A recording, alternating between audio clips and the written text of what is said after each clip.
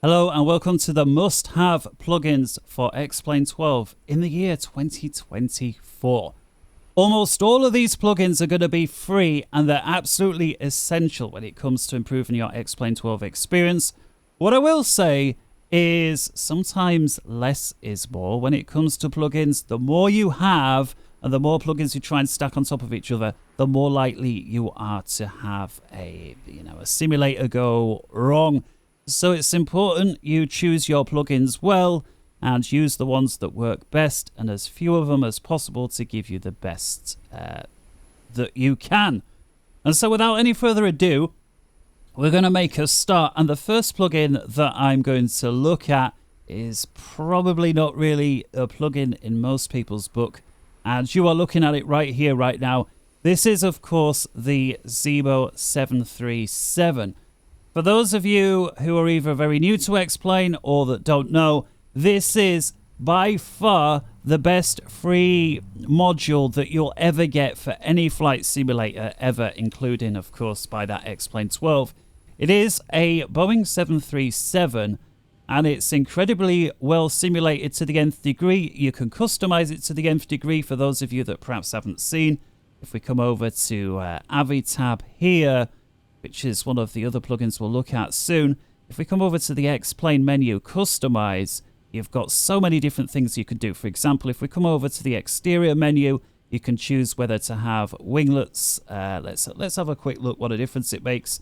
So here we go. We've got no winglets. So if you take a look at the edges of the wings there, they're just flat. If we come over to the blended version, that's what you see here, where they sort of bend up slightly at the edge. And if we come over to the split version, this is more typical on the Airbuses, where you have, the Airbus would call this like a shark or a sharklet on the ends up and down. So that's just one of the differences. And of course, these things do impact. So it's not just a visual thing. They do impact the way that the aircraft flies. So that's their air stairs, of course, the stairs that come out from the aircraft itself rather than the airport, and a bunch of other things. And again, those are some of the options. You've got loads of system options here as well. So, for example, you can see here the heads-up for display for the captain. The default is off, and you can see we don't have one. And so if I enable that option and then take a look, now I've got this heads-up display, and it's not just a gimmick. It does actually work. I did do a video on this, and there you can see it's working. So that there, again, really cool. It does have a whole bunch of failure stuff in it as well. And I dare say, because I own the PMDG 737 for Microsoft Flight Sim 2020, this module is as good in every regard as the payware PMDG 737 for Flight Sim. And in some cases, it's better because you've got more customization.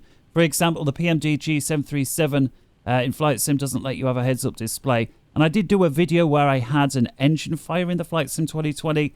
And although the fire bell rang, and it did, in the cockpit-wise, indicate that there was a fire, if you took a look outside, there was no fire. Whereas on this, if you have an engine fire, there is an engine fire. So that is my first must-have plugin for Xplane 12 in 2024.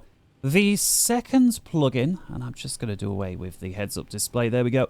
The second plugin that I would like to look at, and this is another free one, is, if we take a look here, and there's not going to be much to see on this one, this here, Xpilot. And if we come over to the settings, this right here is what you need to fly online with VATSIM. So whether you've yet to fly on VATSIM, or you're thinking about it, or you've yet to do it in Xplane 12, this is the software that you will need. There used to be one or two others to choose from back in Xplane 11 days. I'm not entirely sure they all made the move to Xplane 12. In any case, Xpilot is by far the most popular one. I think it's also, if memory serves, also the same one that's used for Flight Sim 2020. Either way, it's relatively easy setup, straightforward instructions. And once this is up and running, you'll have a desktop app as well as the plugin. You'll run the desktop app. You'll load flights, Xplane. And the plugin in Xplane talks to your desktop app, and that's then what lets you see other aircraft online, speak with air traffic control and all that good stuff on VATSIM. And again, free, can't praise this enough. The next plugin we're going to have a look at is a really, really old one, but it still works. All plugin names and links will be in the description. This one that I want to look at is called X Multithrottle, and I believe it says Xplane 10 when you look this up in the store. It still works perfectly well, and again, it's free.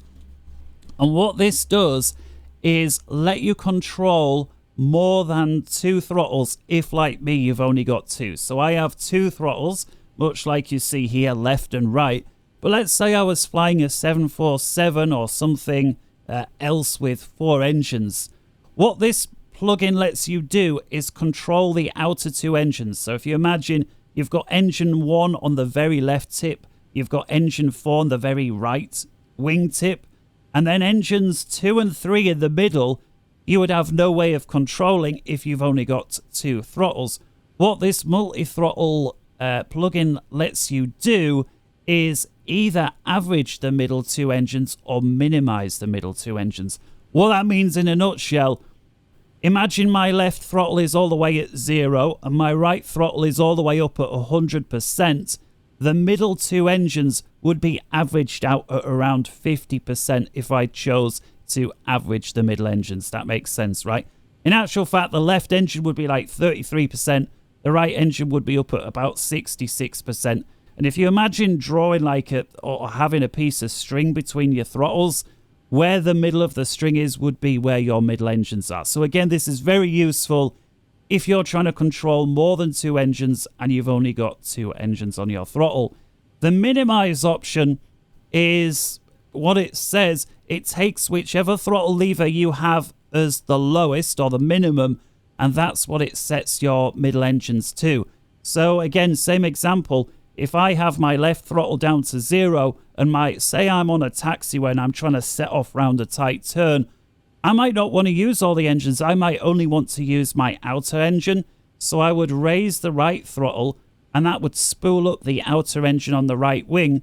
Because my left throttle is still at 0, the left engine would be 0 and the 2 in the middle would be 0 as well. So depending on aircraft type and situation, I found this very useful. I would say for all my uses, I found the average middle engines worked the best for me.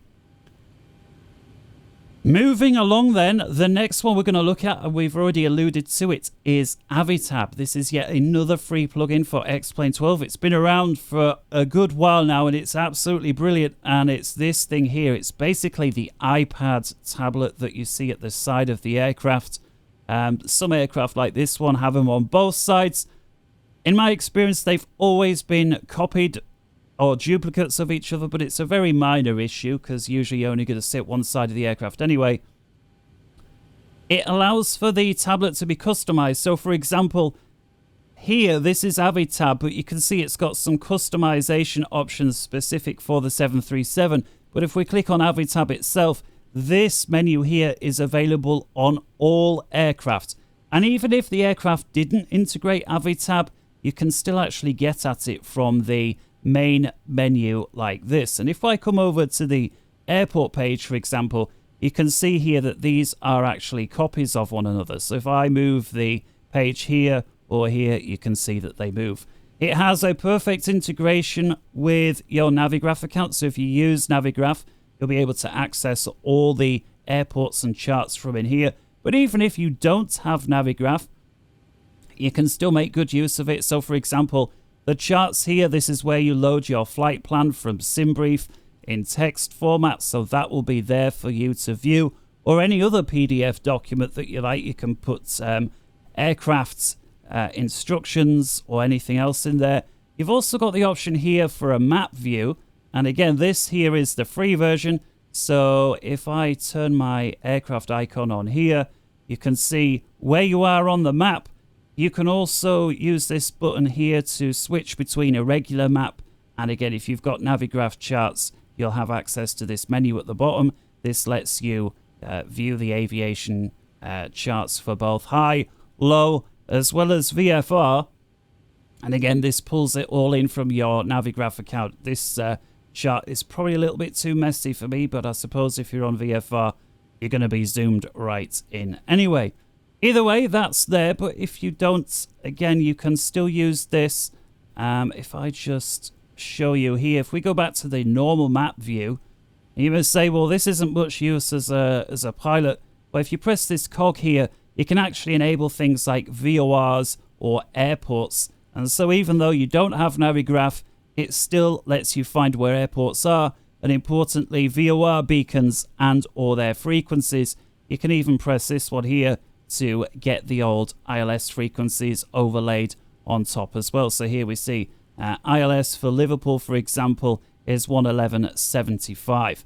So that right there is another essential plugin, and if you haven't got it already, why not? The only excuse is for those that are new to Xplane.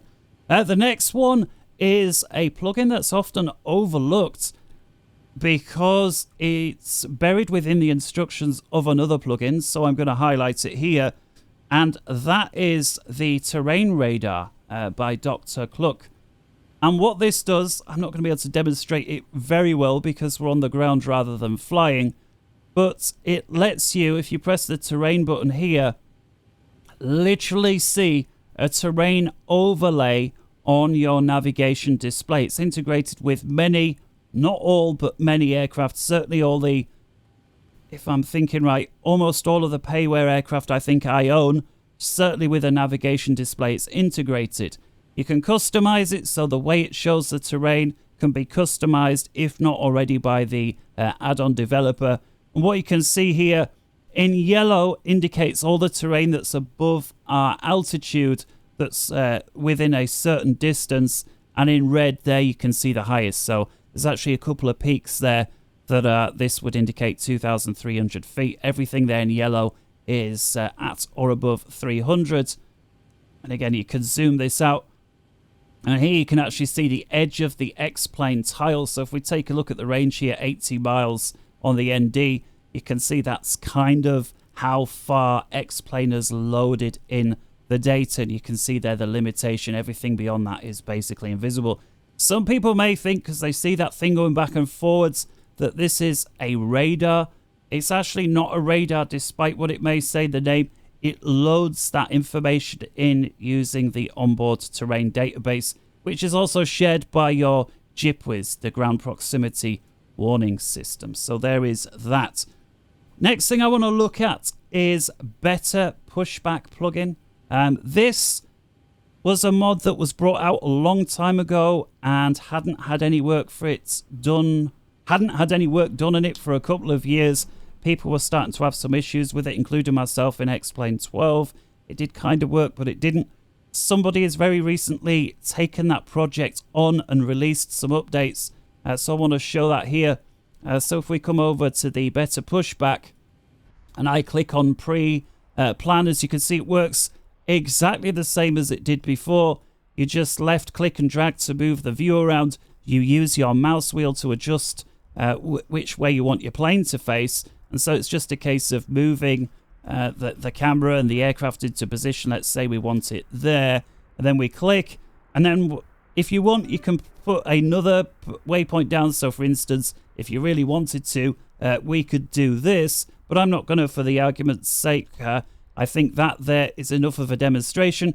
So once you're done and you've got that position there, hit enter. Ground to cockpit. Plan acknowledged. Call me through the menu when you're ready. And so it's worth binding this to a hotkey, so I just say I'm ready.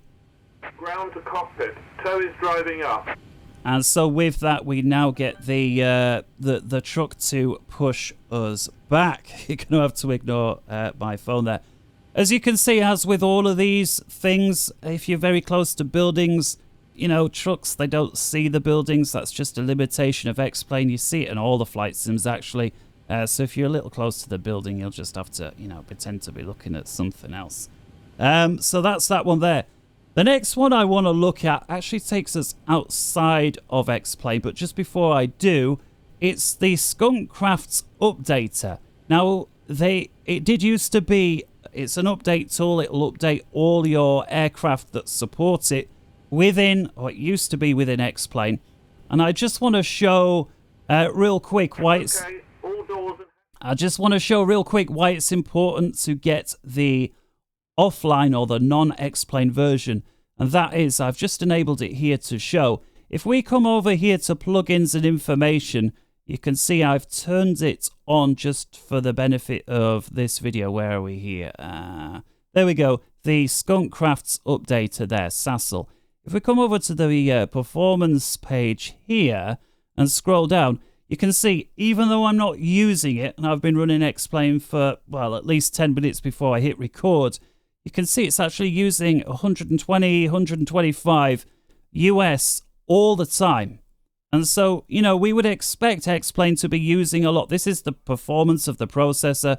Of course, Xplane's using a bunch, and you've got other plugins, including, of course, ZeboMod. That's, you know, normal.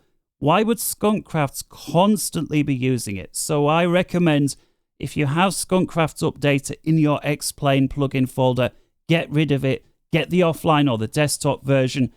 And in my experience, it works not just quickly, extremely quickly. When you load it, it takes a little bit of time to find all the add-ons that you've got and check online with the servers. Hey, have you got an update for this? That takes a moment or two. But once it lists all the updates that are available to you, you press update, it's boom, boom, boom. I had about 10 updates when I first ran it, and it did it in, I'm wanting to say less than a minute, the whole lot. It was incredibly quick. And then usually when you run it again, you know, I like to run it, you know, once or twice a month. It typically, one of my modules or two somewhere has an update. So there is that. The next one to look at is Auto Ortho Scenery. We can put the sounds back on now. We heard the pushback guy.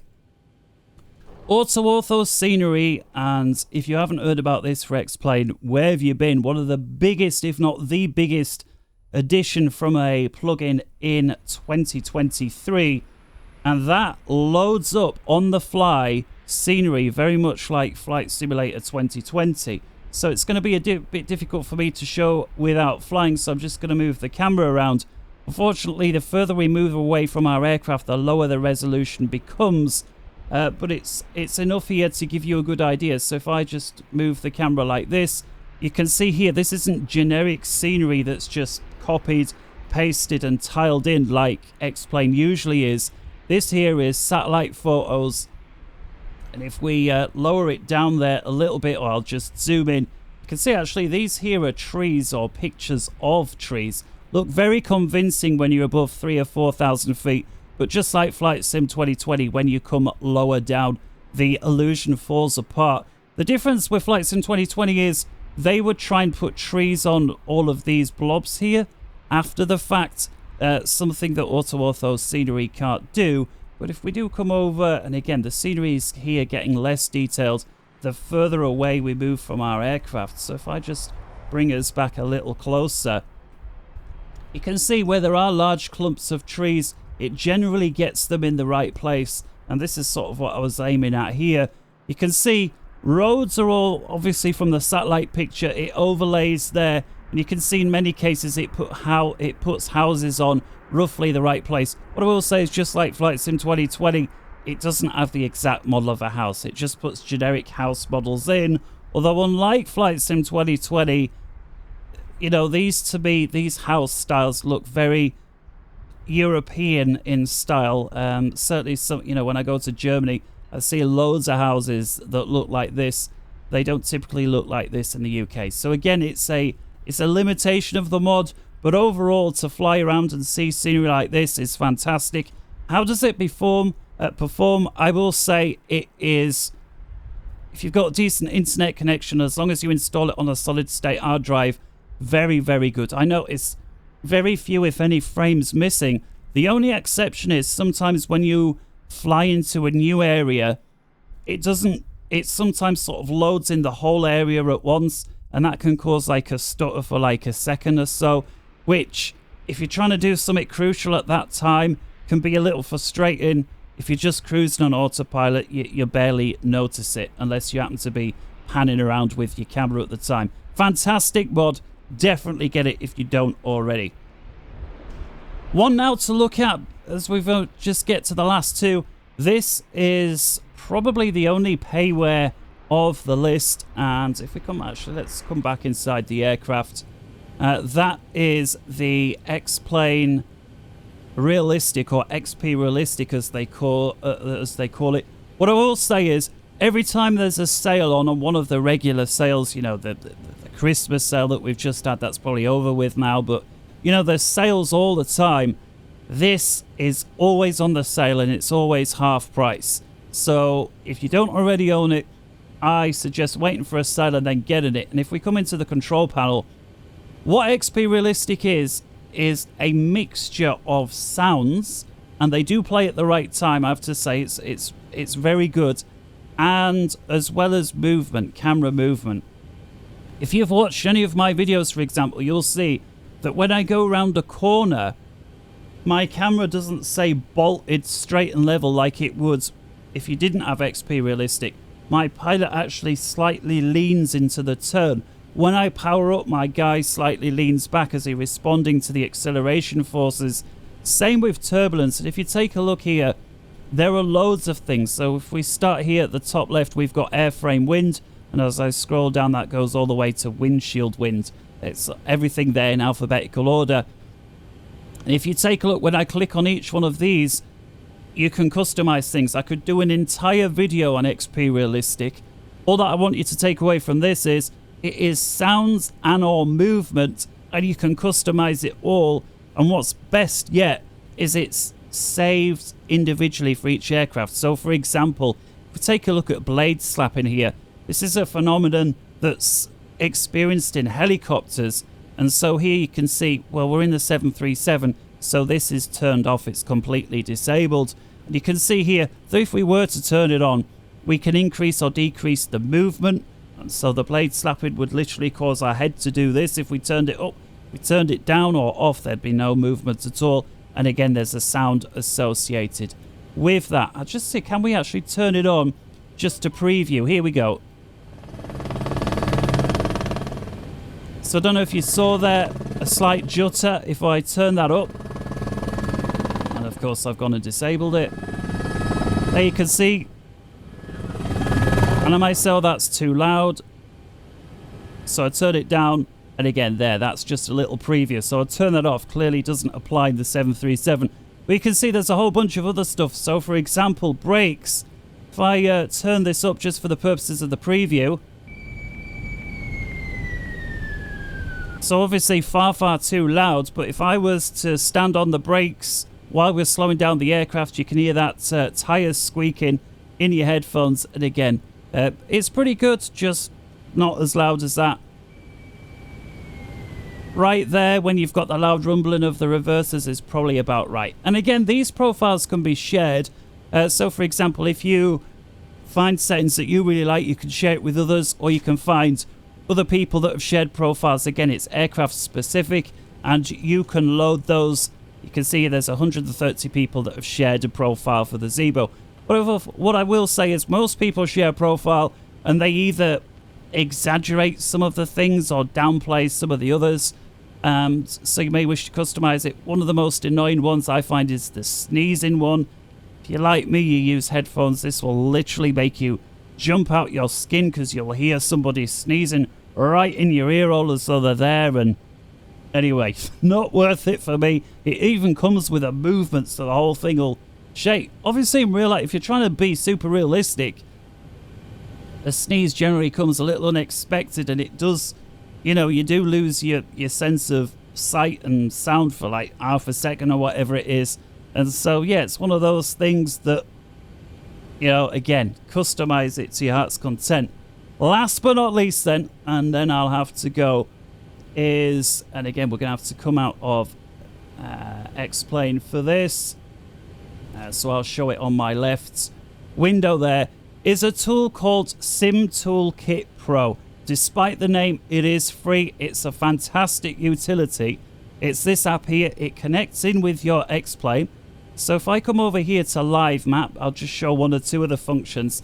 This right now shows everybody online on VATSIM where they are. All these green aircraft icons are people flying on VATSIM right this minute.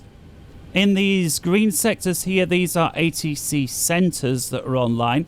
And so the more that you see online, the more entire sectors you'll see go green, as you can see. Usually you get a lot on in Germany, And you can see they've got a lot of ATC towers on at this moment, but they don't seem to have many sectors on.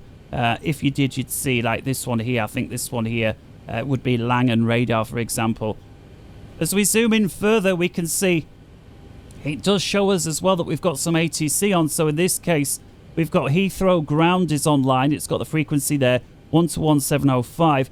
We've got Heathrow North approach, 119.73, as well as Heathrow ATIS, 128.08. So very, very useful, especially if, like me, sometimes you plan a route and you think, right, well, I'm going to look. I don't necessarily always want to go for events because they can be a little too busy. So I'll come on here and I'll see, right, where is there ATC? And I may say, right, well, hang on, we've got Edinburgh up here, ground and ATIS, so that's maybe a good place to start off from. And then maybe I'll go down somewhere like the Midlands or Heathrow. And just looking at this, of course, you've got your weather overlay as well. So if, like me, you like a bit of weather for a challenge, that gives you a little bit of a clue there. And then you can come over here to your flight planning section. And let's go EGPH for Edinburgh. And you can also use the other style. So if we type in Heathrow, you can use that there. London Heathrow, if you don't happen to know the ICAO code. It will actually load up real flights from real worlds that do this, and you can actually pinch their flight plan. So for example, there's an Airbus A321 with British Airways that flies as 1435, and we can literally pinch that and it will take their flight plan. Of course, we still need to generate a plan that adds in our own weights, because even though this is for an Airbus A321, we can actually use any aircraft.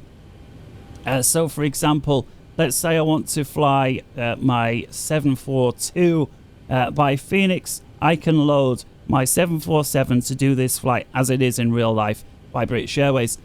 I can, of course, amend some of the details here. So departure time is currently for 2:15 on the 4th of January. I might say, well, I need a little bit of time to set up, so I can do that there and then hit generate to knock out the plan. Of course, you've got a bunch of other customizations on the right. Fuel, passengers, cargo, all of that good stuff. As you can see there, it connects through your SimBrief account, knocks yourself out of plan. That is then loaded back in here. And if we were to go back into Xplane, I mean, I'll do it just to prove the point. We come here to Avitab now, hit charts, and I'm just going to refresh by clicking charts again. One sec, I realize I didn't run my tool, my bad. So this is what I'm going to run now, is called SimBrief Downloader, because of course this is done through SimBrief.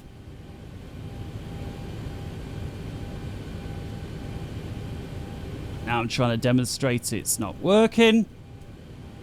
Never mind. So hang on, let me just do it here, right? Export. Let's have a look now.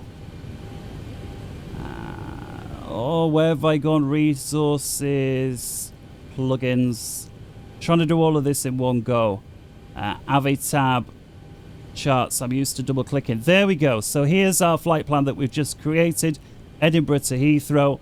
Normally that would be a lot more seamless. You've just got to remember to run the SimBrief downloader. So there is that.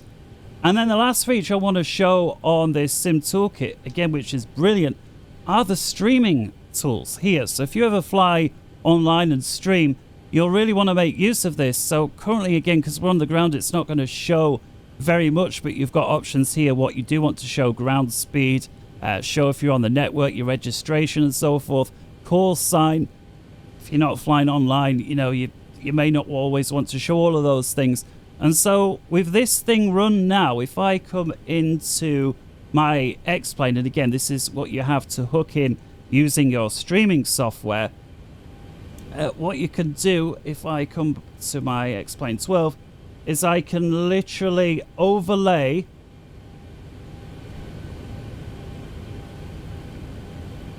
of course it's now I'm trying to show it's not doing it. Live map. I think what I need to do here is click as though I'm starting the flight. So let's carry on with this. Dashboard, live map. Come on, where do we go?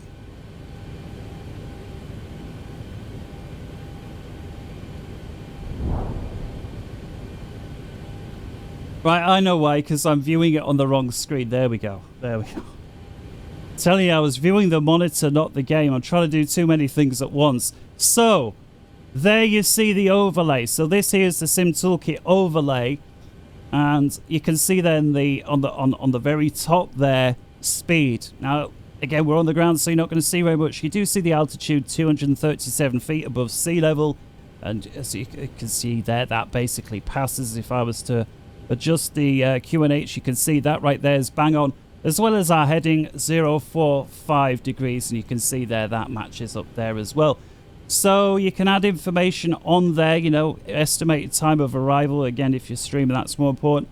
And of course, you can have a map overlay, which I've done there. And again, this is pulling it in from Sim Toolkit Pro. So not only do you see that little blue icon where we are there at Manchester, you can also see the flight plan that we've just done. So we just planned Edinburgh to Heathrow, even though we're not going to do it. But you can see it's actually drawn that on there in the green line. You can see the weather there as well. And with that, rounds up the top plugins for Xplane 12 for 2024. If you haven't yet, go get them. There's no excuse. They're all free but one. That's the only one I'm going to let you off on. Until next time, take care.